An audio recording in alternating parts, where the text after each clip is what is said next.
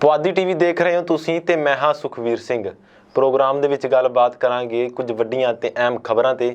ਇਹਨਾਂ ਖਬਰਾਂ ਤੇ ਚਰਚਾ ਲਈ ਮੇਰੇ ਨਾਲ ਮੇਰੇ ਸਹਿਯੋਗੀ ਪੱਤਰਕਾਰ ਧਨਵੰਤ ਸਿੰਘ ਘੁਮਾਣ ਮੌਜੂਦ ਨੇ। ਸਭ ਤੋਂ ਪਹਿਲਾਂ ਦਾ ਸਵਾਗਤ ਕਰ ਲੈਂਦੇ ਹਾਂ।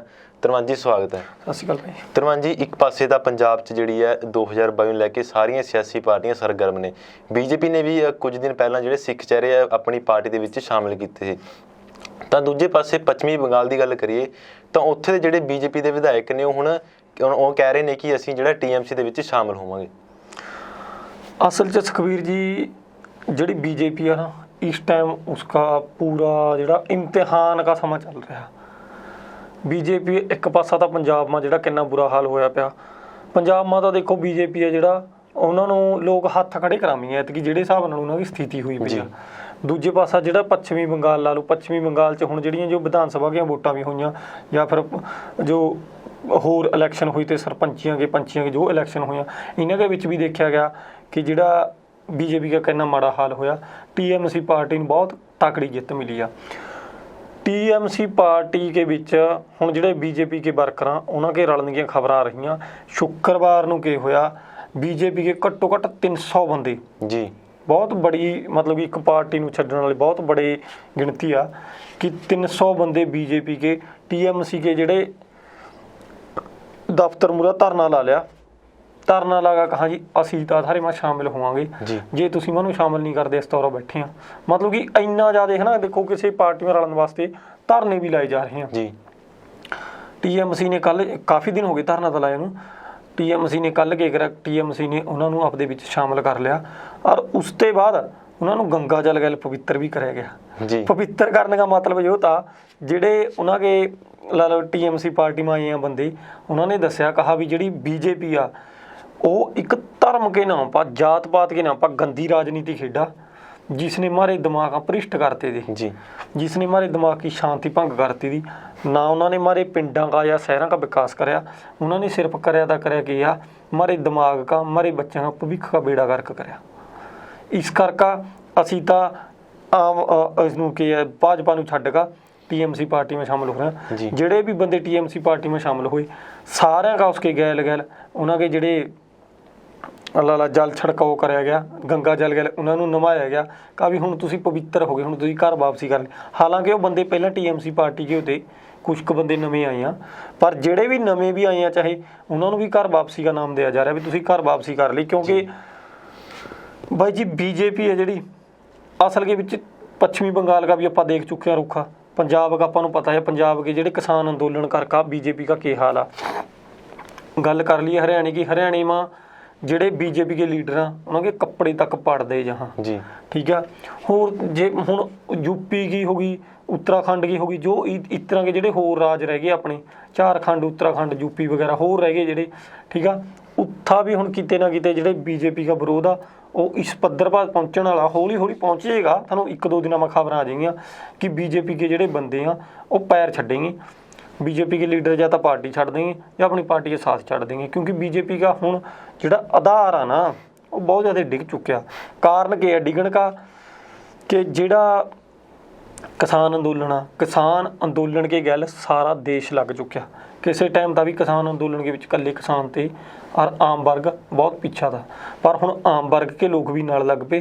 किसानां की गैल आम वर्ग के लोगों के लगन करके जे तो हुण किसान मुद्दे का एक सफल होने का पता की है। किसान मुद्दा बेशक उन्होंने मंगा मन्निया नहीं अपने ला इन्हें सरकार ने, केंद्र सरकार ने, पर किसान मुद्दे के सफल होने का एक बड़ा कारण जो भी मन्या जा रहा है भी किसान मुद्दा सफल मन्या गया क्योंकि ਜਿਹੜਾ प्रधानमंत्री नरेंद्र मोदी है ना उसका जिद्दीपना और करूरपना ਜਿਹੜਾ ਉਹ ਲੋਕਾਂ ਦੇ ਸਾਹਮਣੇ ਆ ਚੁੱਕਿਆ।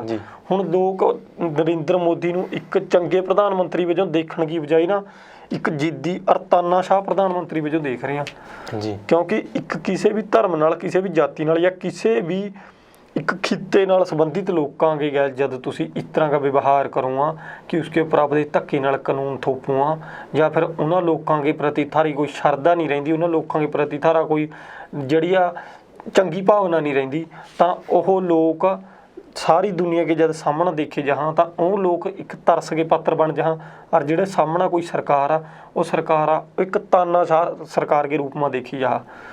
कारण ਹੁਣ जिस तरह खेती कानूना करका ही बीजेपी की सारे देश में इन्नी भंडी हो रही है। तुसी सोच का देखो, जब जो खेती कानूना वाला मसला हाले उठिया नहीं था, उससे पहला आप प्रधानमंत्री नरेंद्र मोदी नूं किन्ना क माड़ा कही करदे जी। कोई भी किसी ने भी इन्ना मतलब कि उन्होंने भंडी नहीं करी, पर खेती कानून रद्द करे ना, सॉरी लागू करे, ठीक है। उसके बाद गैल की करा, करोना का चलो चल पाया सिस्टम बिच चल रहा था, फिर जो थालियां बजाने वाला सिस्टम आ गया, जो कदे कहा जी मोमबत्ती। ਧਨਵਾਨ ਜੀ ਇੱਕ ਪਾਸੇ ਤਾਂ ਜਿਹੜੇ ਬੀਜੇਪੀ ਦੇ ਲੀਡਰ ਨੇ ਪੱਛਮੀ ਬੰਗਾਲ ਦੇ ਵਿੱਚ ਤ੍ਰਿਣਮੂਲ ਕਾਂਗਰਸ 'ਚ ਸ਼ਾਮਲ ਹੋ ਰਹੇ ਨੇ, ਦੂਜੇ ਪਾਸੇ ਜਿਹੜੇ ਪੰਜਾਬ ਦੇ ਜਿਹੜੇ ਸੀਨੀਅਰ ਲੀਡਰ ਨੇ ਉਹ ਕਹਿੰਦੇ ਨੇ ਅਸੀਂ 2022 'ਚ 117 ਸੀਟਾਂ ਦੇ ਵੋਟਾਂ ਵੀ ਲੜਾਂਗੇ ਤੇ ਸਰਕਾਰ ਵੀ ਬਣਾਵਾਂਗੇ। ਮੈਂ ਤੁਹਾਨੂੰ ਉਹੀ ਕਹਿ ਰਿਹਾ ਜੀ, ਉਹੀ ਦੱਸ ਰਿਹਾ ਵੀ ਜਦੋਂ ਥਾਲੀਆਂ ਵਾਲਾ ਸਿਸਟਮ ਆ ਗਿਆ, ਜੋ ਹੋਰ ਸਿਸਟਮ ਆ ਗਏ, ਇਹਨਾਂ ਨੇ ਨਾ ਪ੍ਰਧਾਨ ਮੰਤਰੀ ਦੀ ਛਵੀ ਖਰਾਬ ਕਰਤੀ, ਠੀਕ ਆ। ਉਹ ਛਵੀ ਖਰਾਬ ਕਰਨ ਦੇ ਬਾਅਦ ਹੁਣ ਕੀ ਕਰਿਆ, ਜਿਹੜਾ ਅੱਜ ਦਾ ਦੌਰ ਚੱਲ ਰਿਹਾ ਉਹ ਆ ਗਿਆ ਵੋਟਾਂ ਦੇ ਨੇੜੇ ਦਾ ਦੌਰ। ਹੁਣ ਜਿਹੜੇ ਸਿਆਸਤਮਾਂ ਲੋਕ ਇੰਟਰਸਟ ਰੱਖਾਂ, ਆਮ ਲੋਕਾਂ 'ਚ ਤਾਂ ਛਵੀ ਖਰਾਬ ਹੋ ਚੁੱਕੀ ਹੈ, ਜਿਹੜੇ ਸਿਆਸਤਮਾਂ ਇੰਟਰਸਟ ਰੱਖਾਂ ਉਹਨਾਂ ਲੋਕਾਂ ਨੇ ਸੋਚਿਆ ਵੀ ਇਸ ਤੇ ਵਧੀਆ ਮੌਕਾ ਕੋਈ ਨਹੀਂ। ਜਿਹੜੇ ਆਪਣੇ ਪੰਜਾਬ ਦੇ ਸਿੱਖ ਚਿਹਰੇ ਉਹਨਾਂ ਨੇ ਚੁਣੇ ਆ, 6 ਬੰਦੇ ਜਿਹੜੇ ਚੁਣੇ ਆ, ਉਹ ਕੋਈ ਖਾਸ ਬੰਦੇ ਨਹੀਂ, ਉਹਨਾਂ ਦੀ ਕੋਈ ਖਾਸ ਜ਼ਿਆਦਾ ਪਛਾਣ ਨਹੀਂ ਹੈਗੀ। ਉਹ ਇਹੋ ਜਿਹੇ ਬੰਦੇ ਆ ਜਿਨ੍ਹਾਂ ਦੇ ਵਿੱਚ ਕੋਈ ਖਾਸ ਵੋਟਾਂ ਵੀ ਨਹੀਂ ਹੈਗੀਆਂ, ਪਰ ਉਹਨਾਂ ਨੂੰ ਚੁਣਨ ਦਾ ਕਾਰਨ ਕੀ ਆ? ਉਹਨਾਂ ਨੂੰ ਚੁਣਨ ਦਾ ਇੱਕ ਸਭ ਤੋਂ ਬੜਾ ਕਾਰਨ ਜੋ ਹੋਈ ਆ ਵੀ बीजेपी जो दिखाना चाहा भी हमारे सिख भाईचारे नाल बहुत चंगी तरह बना, पंजाब का सिख भाईचारा हमारे गैल आ, ठीक है।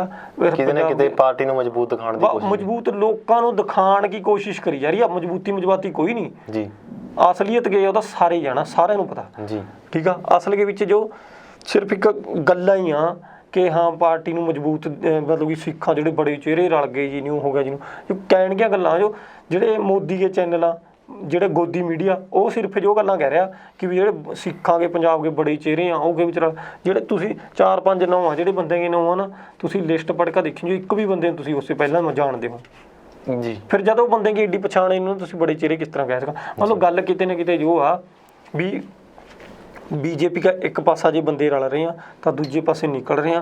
बीजेपी का तो चाहे लत्तां उपर नूं कर ला चाहे थल्ले नूं कर ला, बीजेपी का तो हाल उही होना जिहड़ा हो कर रहना।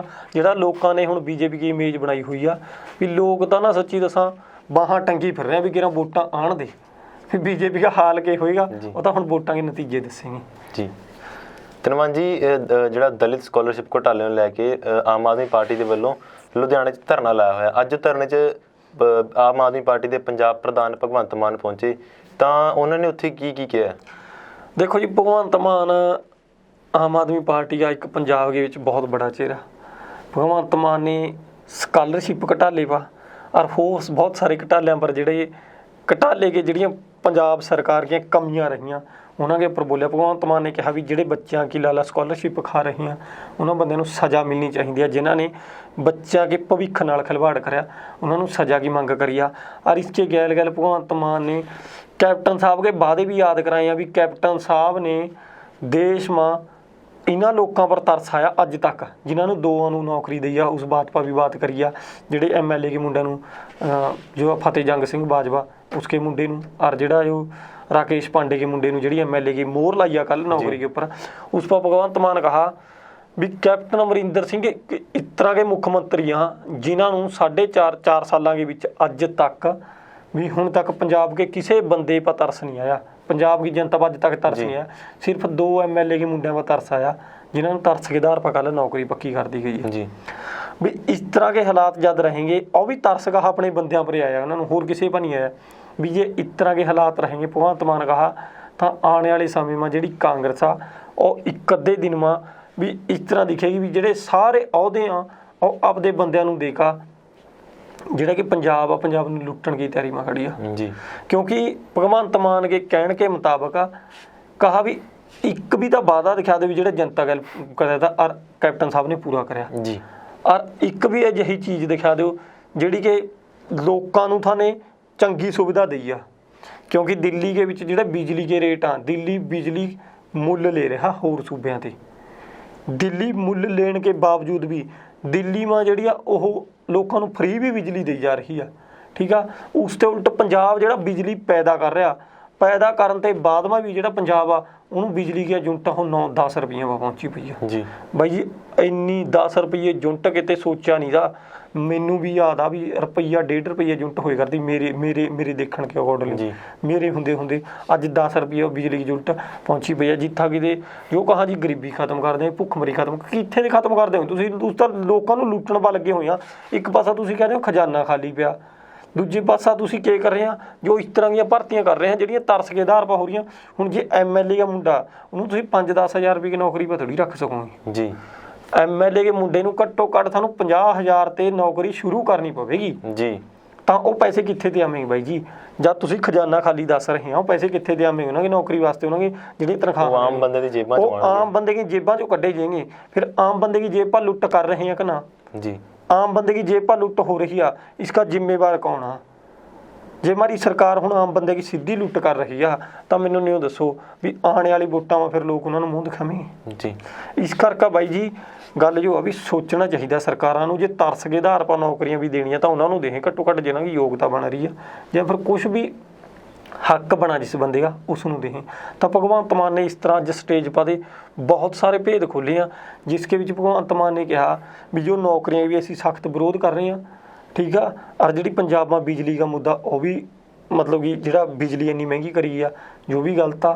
और कैप्टन साहब ਜਿਹੜੇ होर वादे करे थे लोगों नाल घर घर में नौकरी या फिर होर तो कानून चल सारे याद कराने, सारे जनता को पता ही है। हुण जिस तरह के हुण बेअदबी के मामला हो गया, बेअदबी के मामले भी कदों तक कित्थे तक इंसाफ मिल गया जो भी अपन बहुत सारे वादे हैं कैप्टन साहब के, इन्ने वादे हैं कि मन करा भुल भी गए लोग भी करदा तां है नहीं। क्योंकि ਜਿਹੜੇ ਇੱਕ ਨੌਕਰੀ ਘਰ में नौकरी वाले कार्ड ਤੇ ਕਈ ਬੰਦੇ ਨਾ ਬਟੂਏ ਦੇ ਵਿੱਚ ਲੈਮੀਨੇਸ਼ਨ ਕਰਾ ਕੇ ਪਾਈ ਫਿਰ ਰਹੇ ਆ ਵੀ ਕਿਵੇਂ ਦਾ ਨੌਕਰੀ ਮਿਲਣ ਲੱਗ ਜੇ, ਕਿਤੇ ਕਾਰਡ ਨਾ ਮੇਰਾ ਖਰਾਬ ਹੋ ਜੇ, ਕਿਤੇ ਮੇਰੀ ਨੌਕਰੀ ਲੰਘ ਜੇ। ਪਰ ਹੁਣ ਉਹ ਵਿਚਾਰੇ ਭੋਲੇ ਲੋਕ ਆ, ਉਹਨਾਂ ਨੂੰ ਪਤਾ ਨਹੀਂ ਹੈਗੇ ਵੀ ਕਾਰਡ ਦਾ ਸਾਰੀ ਜੇਬਾਂ ਵਿੱਚ ਪਈ ਰਹਿ ਗਈ ਨੌਕਰੀਆਂ ਜਿਨ੍ਹਾਂ ਨੂੰ ਮਿਲਣੀਆਂ ਤੇ ਉਹਨਾਂ ਨੂੰ ਮਿਲ ਗਈਆਂ। ਸੋ ਇਸ ਤਰ੍ਹਾਂ ਦੇ ਹਾਲਾਤ ਜਦ ਤੱਕ रहेंगे, जब तक हमारे पंजाब का ਜਿਹੜਾ ਭਵਿੱਖ ਆ ਉਹ ਕੋਈ ਸੁਨਹਿਰਾ ਜਾਂ ਸੁਰੱਖਿਅਤ नहीं देखा जा सकता। सो लोड़ आ परिवर्तन लियाण की। परिवर्तन का तरीका भगवंत मान ने दस्या कि जे तुसीं आम आदमी पार्टी नूं चुनो आ तां पंजाब में आने वाले दिनों में मैं तुहानूं परिवर्तन लिया के देवांगा। जिन्नी बिजली का रेट जो बिजली का रेट दिल्ली के विच मिल रहा वो तुहानूं पंजाब के लोगों नूं देवांगा मैं।